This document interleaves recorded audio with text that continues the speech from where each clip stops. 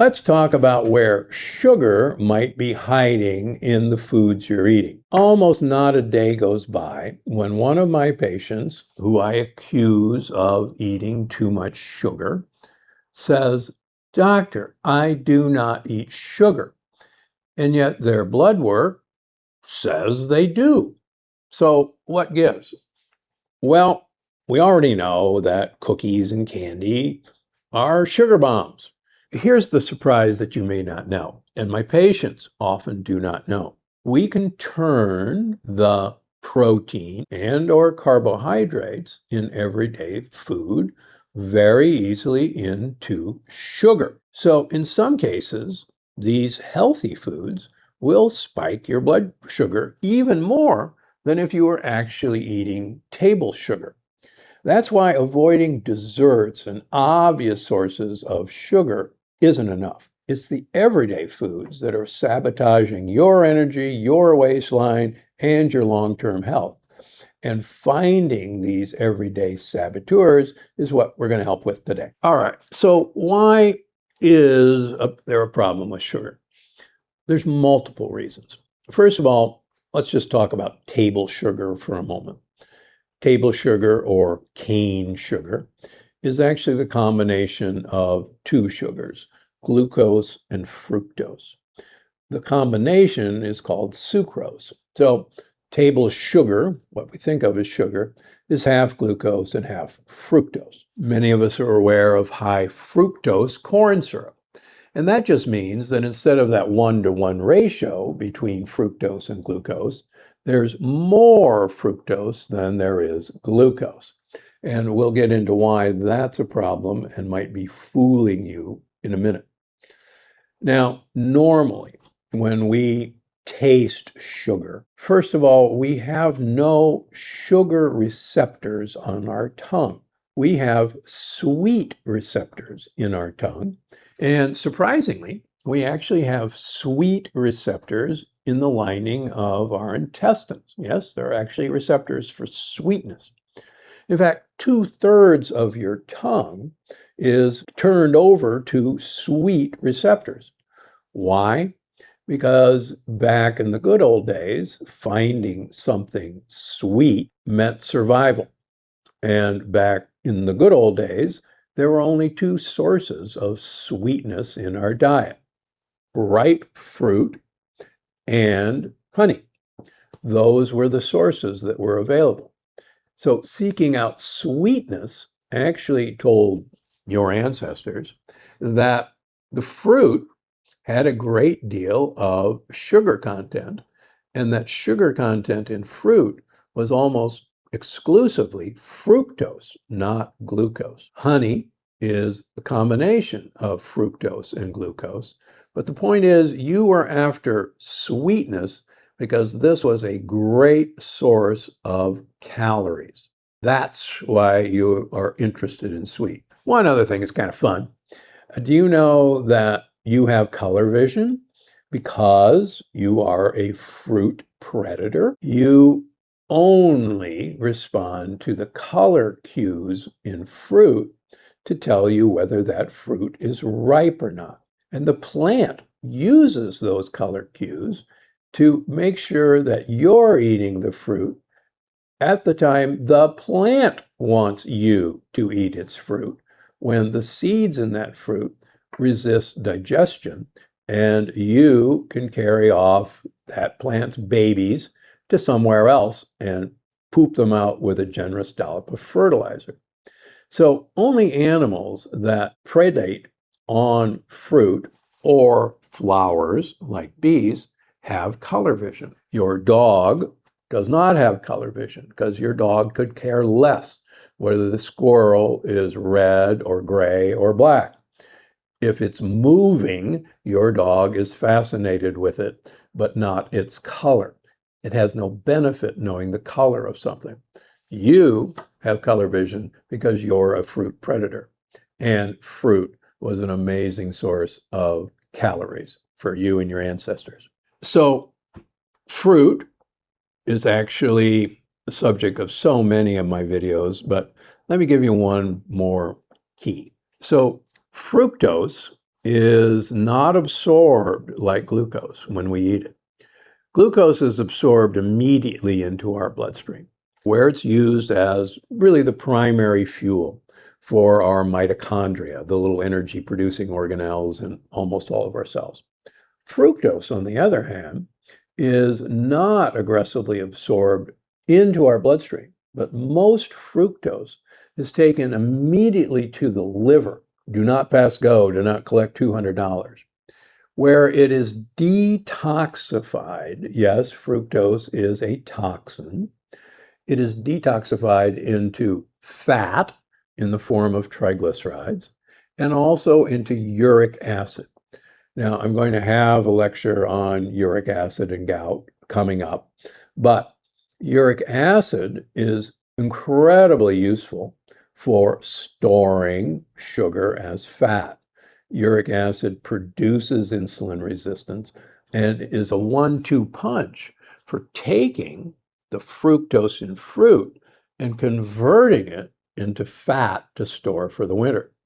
Now, the reason I'm mentioning this is whenever I talk about the dangers of fruit juice or the dangers of a fruit smoothie or the dangers in modern fruit, and someone comes online and says, I wear a continuous glucose monitor, and my fruit smoothie does not spike my blood sugar, my blood glucose. Well, no, it won't, because it's mostly fructose. And it's going into your liver and causing you to make triglycerides and uric acid, and, by the way, a fatty liver.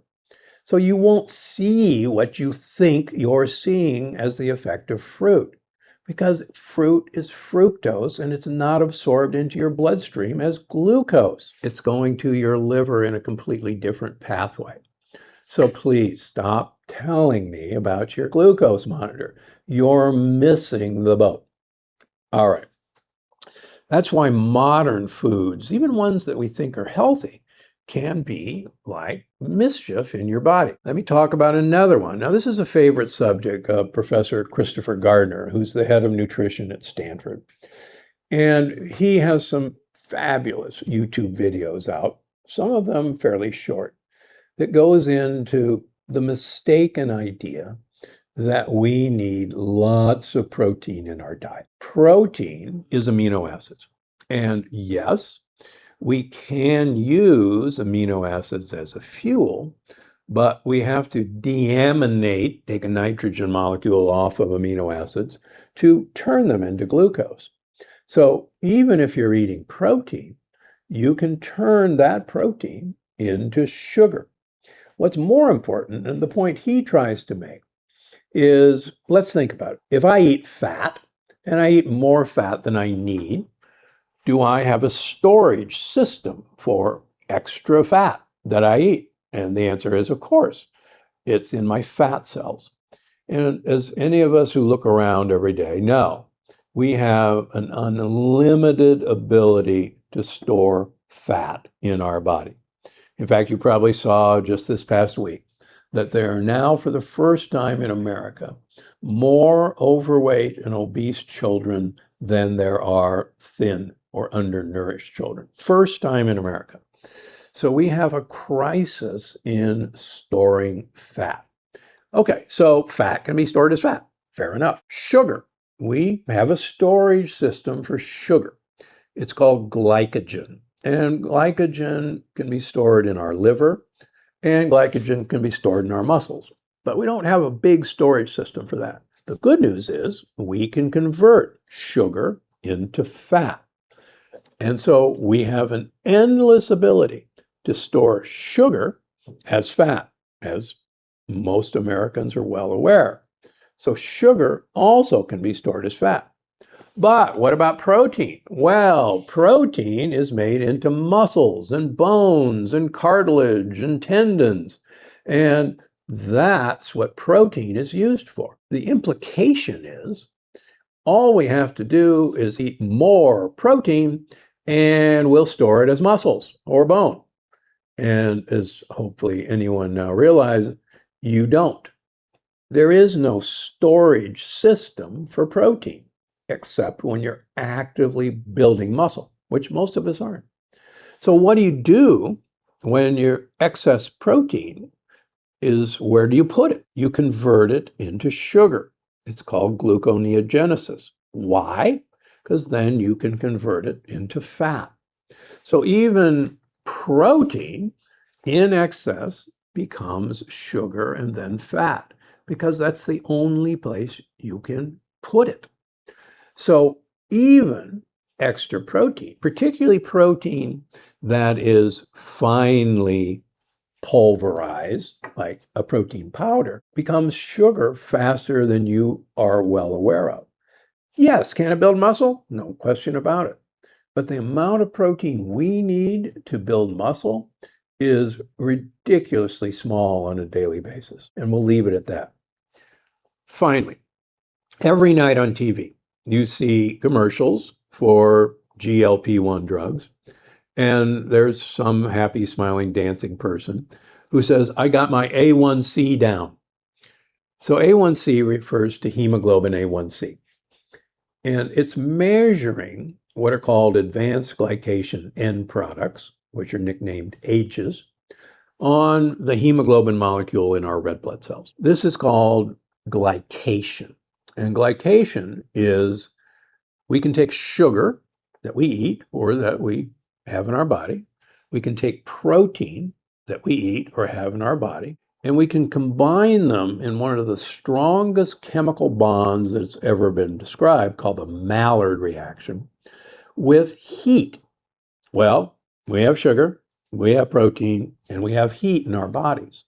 So 24 hours a day, we're making advanced glycation end products. And the bad news is, as the name implies, advanced glycation end products age us.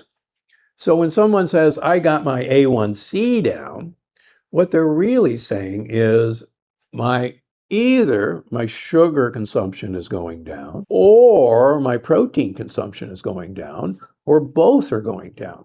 But since protein and sugar are half of each equation, my patients often realize that the problem with their aging or their A1C is not the sugar that they're avoiding or think they're not eating.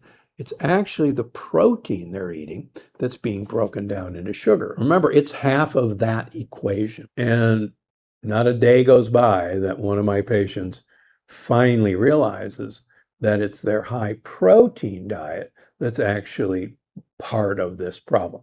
So protein can become sugar.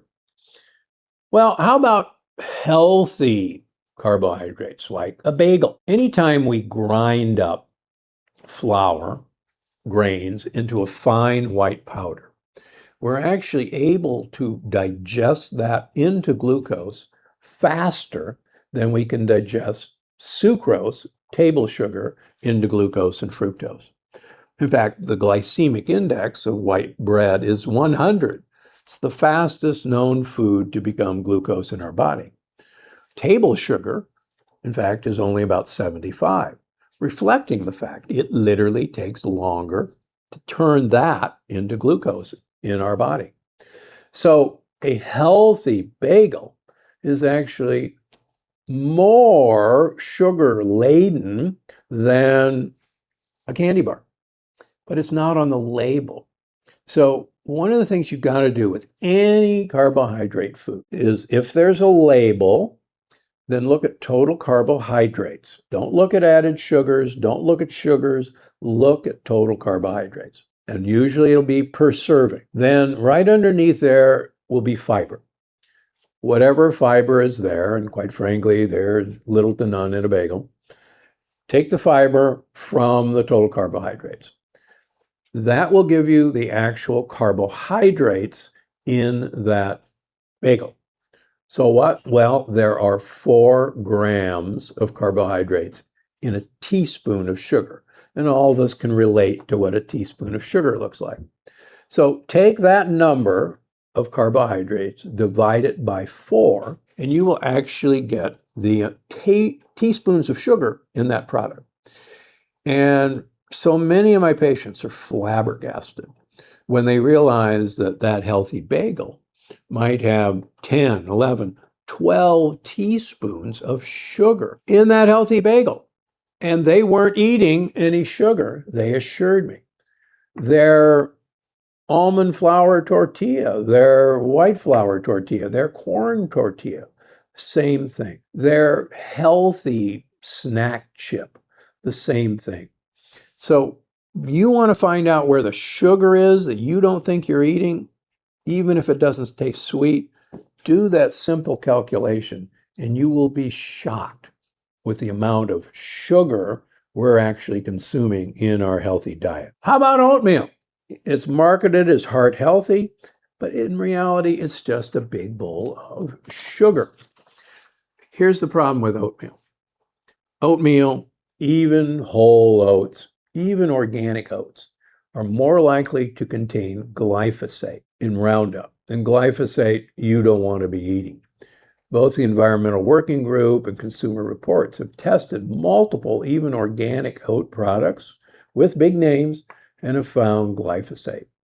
There's also 2 other herbicide pesticides that are banned by the EPA that are consistently found in oats. So you do not want a bowl of pesticides, herbicides in your daily breakfast. Instant oats, whenever you see the word instant, that means that these have been pre-digested. All their sugar molecules have been broken apart. So it's just a great way to blow sugar into your bloodstream. It's a blood sugar roller coaster in a bowl. So if you like what you're seeing, please hit that subscribe button and make sure to like us on Instagram, YouTube, or wherever you're getting this podcast. Well, how about milk? I mean, milk does a body good. What does milk have to do with sugar? Well, a lot. Go ahead, read the label. You will be shocked to see the sugar content in milk. It may be hidden as carbohydrates. It may say no added sugar. That's not where to look. Look at total carbohydrates. Milk is loaded with lactose, and lactose is sugar. Now, the problem with milk in America is that most milk in the United States comes from casein A1 producing cows. These are the Holstein cows, black and white cows. So many people who think they're lactose intolerant, in fact, are intolerant to casein A1. Now, also remember that casein A1 actually is converted in your body to beta-casein morphine, which not only spikes insulin, but it acts like morphine in your brain. And that's why so many people get kind of this warm, fuzzy feeling after drinking a glass of milk. It's the morphine effect, and that's probably not a great idea long term. How about breakfast cereal? Many of these cereals carry the heart healthy label. Now, I can assure you, as the former president of the desert chapter of the American Heart Association for 2 years, that these heart healthy symbols are not awarded. They are purchased from the American Heart Association. It has nothing to do with whether it's good for you or good for your heart. So take a look at those heart healthy cereals. Do the math with total carbohydrates minus the fiber, divide by 4, and you'll be shocked that your bowl of cereal has more sugar than a donut or a candy bar. And then you're going to pour milk on that bowl of sugar, and you're going to pour sugar on top of sugar, even though you thought you weren't eating any sugar. It's all around us. Well, how about sugar-free packaged foods? Now remember, your tongue does not have sugar receptors. It has sweet receptors. And back until a few years ago, your tongue could not imagine that the sweet thing that you were eating wasn't sugar, because what else could it have been? When you eat sugar, your receptors tell your brain that you just ate something sweet, must be sugar. Your brain sends a signal down to your pancreas. Sugar is on the way. Make some insulin to handle that sugar, to get it out of our bloodstream. The pancreas obliges. When sugar does not arrive because what you were eating didn't have any sugar. Your insulin pulls your blood sugar down. Your brain goes, what the heck? Not only did I not get any sugar, but my sugar levels went down. You got cheated. You cheated me. Go find some more and keep looking until you get me what I need. And that sets up this incredible roller coaster dependence on the more of these sugar-free foods that taste sweet that you're eating, the more of these things you eat. And the worse you feel, and the more your blood sugar crashes, which makes you want to eat more of this stuff to get your blood sugar up. And I say this as someone who is addicted to Diet Coke. I drank 8 Diet Cokes a day and yet was 70 pounds overweight, wondering, what the heck? All I'm doing is eating healthy, no sugar foods. So don't get trapped in this evolutionary trap that our bodies couldn't have imagined was happening. So these are not health foods. That's why sugar-free sodas and sugar-free protein bars leave people hungrier than they have before. Now, if you've got to have sweeteners, stick with something like allulose, which is a true sugar, but actually helps lower blood sugars and in some human trials have actually aided with weight loss, as opposed to these other intestinal bacterial killing sugars like sucralose or aspartame. Those are real deal breakers. All right, so your body reacts to sugar that you can't taste, that you can't see, that won't be listed on the label. And always remember, particularly in the forms of protein powders, that you will take a lot of that protein and convert it into sugar to store as fat, unless you're actively building muscle through strength training. And again, to leave you with Christopher Gardner's thoughts, Americans right now, with a normal diet, plain old everyday diet, eat twice the amount of protein than the USDA recommends as protein requirements for America. Twice the amount in regular food. That's without adding all of these additional sources of protein. More amazing episodes just like this one. Watch now.